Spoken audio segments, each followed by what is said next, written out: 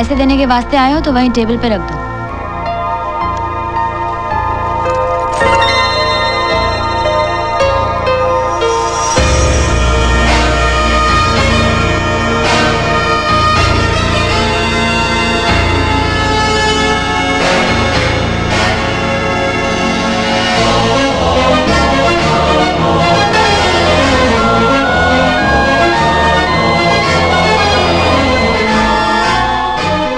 Sorry. रुक जाओ नील, मुंह क्यों फेर लिया? वो तो तुमने उसी दिन ही फेर लिया था जिस दिन ब्रिगेंजा को अपने जाल में फंसा था तुमने। तो अब क्यों झिझक रहे हो? मेरी कीमत भी उसी दिन तय की थी तुमने। तो सर उठाकर देखो नील, जो कीमत तुमने लगाई थी वो सही है या नहीं? जूली, अच्छा लगता है आज भी मेरा नाम तुम्हारे होठों पे। फर्क सिर्फ इतना है कि कुछ साल पहले ये सुनने के लिए तरसती थी और आज तरस आता है नील। कामयाबी के लिए तुमने बहुत ही सीधा और सरल रास्ता चुना और इत्तेफाक से मैं भी तुम्हें वहां मिल गई। सो लेट्स सेलिब्रेट कामयाबी। नजर उठाकर देखो नील, तुम्हारी माशूका का ये नंगा बदन जो कल रात तुम्हारे ही पैसों से किसी ने खरीदा था। याद है मैं तुम्हें कहा करती थी एक छोटे से घर में खुश रहूंगी, तुम जितना कमाओगे उतने में घर चलाऊंगी और अगर कम पड़ा तो बेकरी भी चलाऊंगी। और उस वक्त तुम मेरे पे भड़क गए थे नील, और आज मेरे ही जिस्म की बेकरी तुम्हारे काम आई नील। आग मेरे बदन में लगी है नील और बिस्किट तुम खा रहे हो। नील अब मैं ये चाहूंगी कि टेबल पर जो कैश रखा है उसे प्यार से लाकर तुम मेरे हाथों पर रख दो, क्योंकि मेरा एक सपना था नील कि तुम कमाओगे और मेरे हाथों में लाकर थमाओगे। आज भी मैं तुम्हारी कमाई उतने ही खुशी से अपने हाथों पर रखूं, भले ही वो तुमने मुझे बेच कर क्यों ना कमाई। So come on Neel, come on.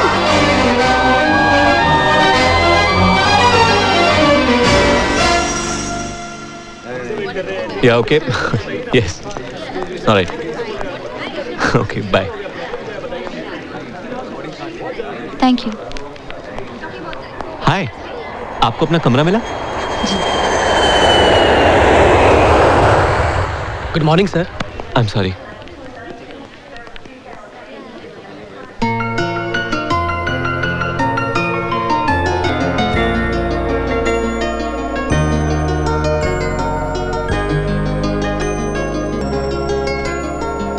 अरे मिहिर। ओ हाय अंकल, कैसे हैं? मैं ठीक हूँ। भाई साहब कैसे हैं? और घर में सब ठीक है ना? जी सब बढ़िया। भाई जब से तुमने कमाल संभाली है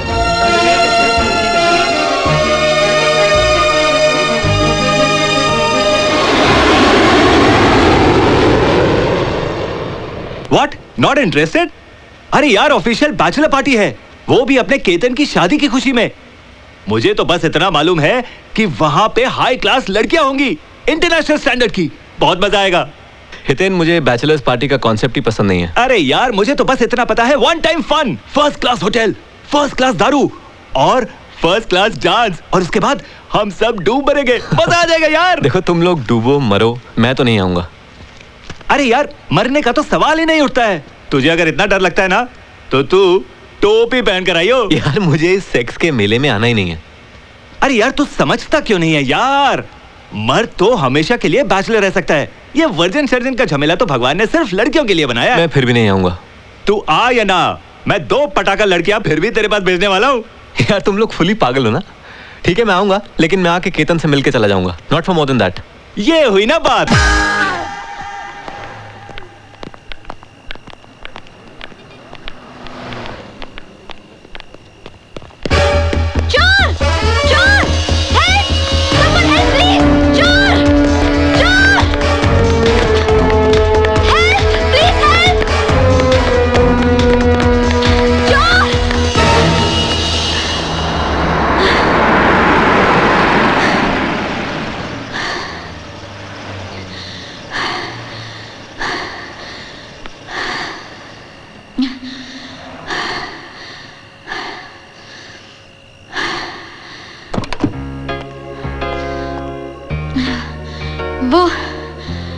वो मेरा पर्स चुरा गया।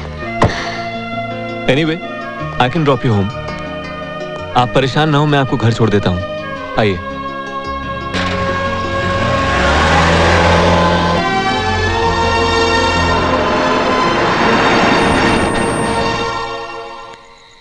थैंक्स। वैसे मेरा नाम मिहिर है। मैं जूली।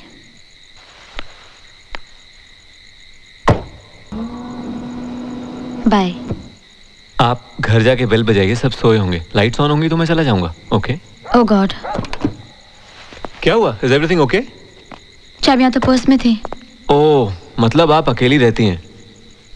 देखिए, आप कहें तो मैं आपको किसी सहेली, किसी रिश्तेदार या किसी दोस्त के यहाँ छोड़ सकता हूँ। It's not a problem. जी नहीं, आप निकलिए, I'll manage। कैसे?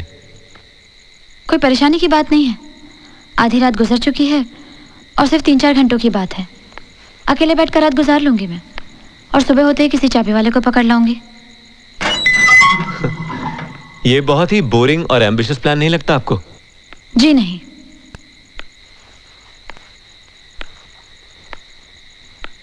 रात बाहर गुजारने की आदत है मुझे। अच्छा, लगता है आप रेगुलर पार्टी गोअर हैं। खैर, हो सकता है आपको रात बाहर गुजारने की आदत हो, मगर मुझे आपको इस तरह अकेला छोड़कर जाना बहुत ही मैनरलेस लगेगा, बेअदबी। मैं रुकता हूँ यहाँ, चाबी वाला मिलते ही चला जाऊंगा। Is that okay? आपने ऑलरेडी मेरे लिए काफी कुछ कर दिया है, अब और ज्यादा तकलीफ क्यों उठा रहे हैं आप? तकलीफ नहीं, मैं तो आपकी तकलीफ शेयर करना चाहता हूँ, वो भी बिना आपको कोई तकलीफ दिए हुए। देखिए, मैं अब भी आपसे कह रही हूँ, आप क्यों मेरे लिए जबरदस्ती अपनी नींद हराम कर रहे हैं? घर जाके आराम से सो क्यों नहीं जाते? Nice idea. मैं भी क्या आदमी हूँ जो आपके साथ यहीं बैठ गया। आप मेरे घर चल सकती हैं। आपके घर? मैं? माफ करना, मैं किसी अजनबी के घर नहीं रह सकती। तो किसी होटल में? क्यों? जिनकी चाबियां गुम जाएं या जिनका पर्स चोरी हो जाए, उन्हें होटल वाले मुफ्त में रहने देते हैं क्या? See, I can easily help you with some no money. Thanks. बात पैसों की नहीं है। वैसे भी मुझे होटलों में रहना पसंद नहीं है। Okay. As you wish.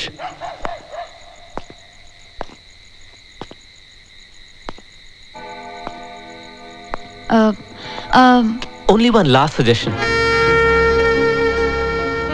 इस तरह गुमसुम रात गुजारने के बजाय क्यों ना हम लोग थोड़ा टहल कर आए? चलने से नींद भी नहीं आएगी और इस मुलाकात से हम एक दूसरे को जान भी लेंगे। आपको इस तरह दोस्ती बढ़ाने में कोई ऐतराज तो नहीं होगा ना?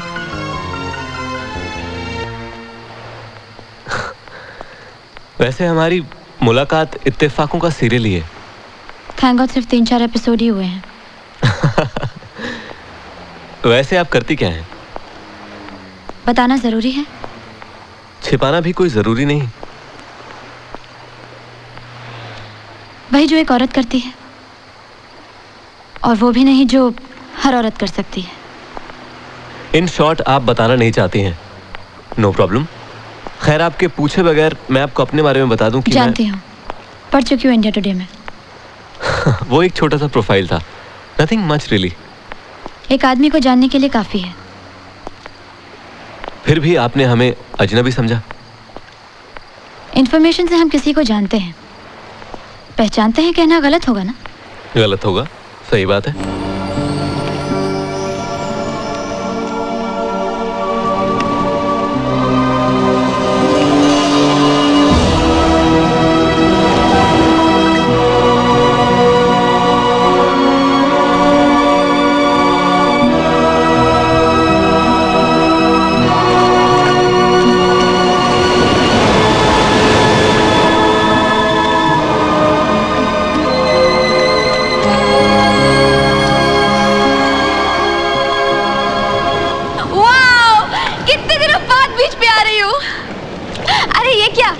जूते पहनकर ही आ गए। हाँ, और आपके सैंडल्स भी लेकर आया हूँ।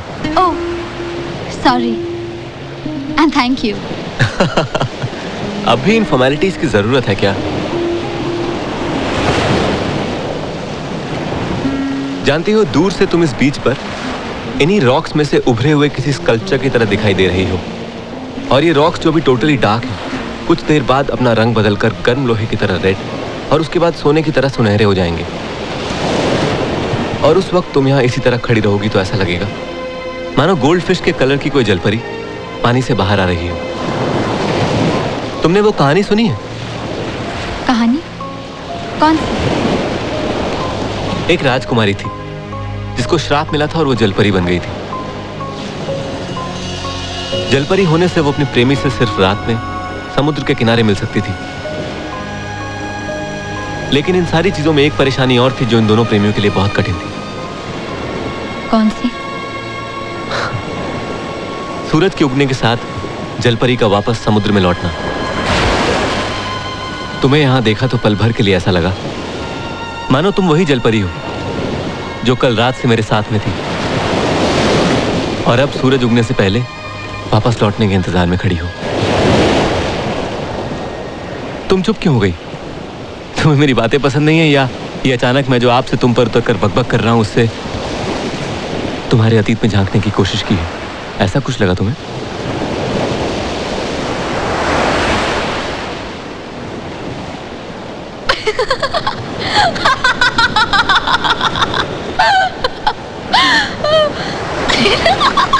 क्या हुआ? क्या सोच रही थी कि जिस जलपरी की तलाश में तुम हो और वो तुम्हें इस तरह छोड़कर चली गई तो तुम्हारी क्या हालत होगी? India's most eligible bachelor, most helpless lover होगा।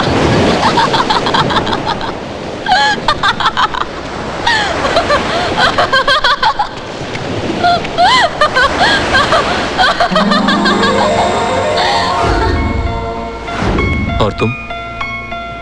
मैं ना तो मैं जलपरी हूं, ना मुझे किसी से मिलना है और ना ही छोड़ना। कब तक?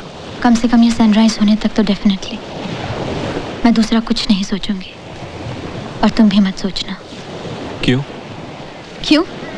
क्योंकि जिस दिन तुम्हें सही लड़की मिलेगी तुम उसी दिन उसे प्रपोज करोगे, चाहे तुम इसे फेस रीडिंग समझो, वाइल्ड गेसिंग समझो या जस्ट किडिंग जोकिंग, लेकिन होगा यही। Wow! It's so beautiful! Just look at the sunrise! मेरे पापा हमेशा कहते हैं सनराइज होते हुए जो बात हमारे दिल में उभरती है वो सूरज की तरह हल्के हल्के लाइट अप होती हमारे दिलो दिमाग और हमारी पूरी जिंदगी पे छा जाती है।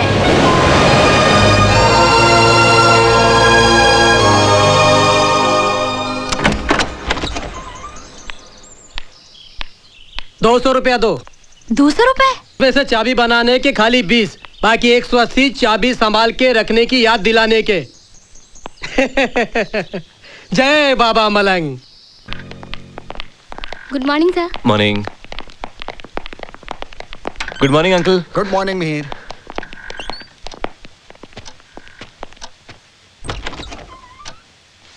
भाभी कह रही थी रात को तुम घर नहीं आए, क्यों? जी वो केतन की बैचलर्स पार्टी थी ना, तो वहां चले गए थे। तुम ये बैचलर पार्टी में कब से शामिल होने लगे? कहीं बैचलर होने का बोझ तो नहीं हो रहा? नहीं। एनीवे, भाई साहब की ईमेल देखी? पापा की मेल आई है। ओहो, इसका मतलब पार्टी बड़ी जोरदार हुई है। अब एक और पार्टी होने वाली है। लंदन वाली डील फाइनल हुई क्या? अरे वो तो हो ही जाएगी। तुम लंदन वाले पटेल साहब को जानते हो? उनका क्या? उनका नहीं, उनकी लड़की। वो अपनी लड़की शंडेलिया परिवार में देना चाहते हैं। तुम पापा का ईमेल देख लो, उसमें लड़की का फोटोग्राफ और प्रोफाइल है। हाँ, अगर तुम हाँ करो तो फिर तुम्हारे दोस्तों को एक बैचलर पार्टी और मिल जाएगी, क्यों? Okay, see you. See you.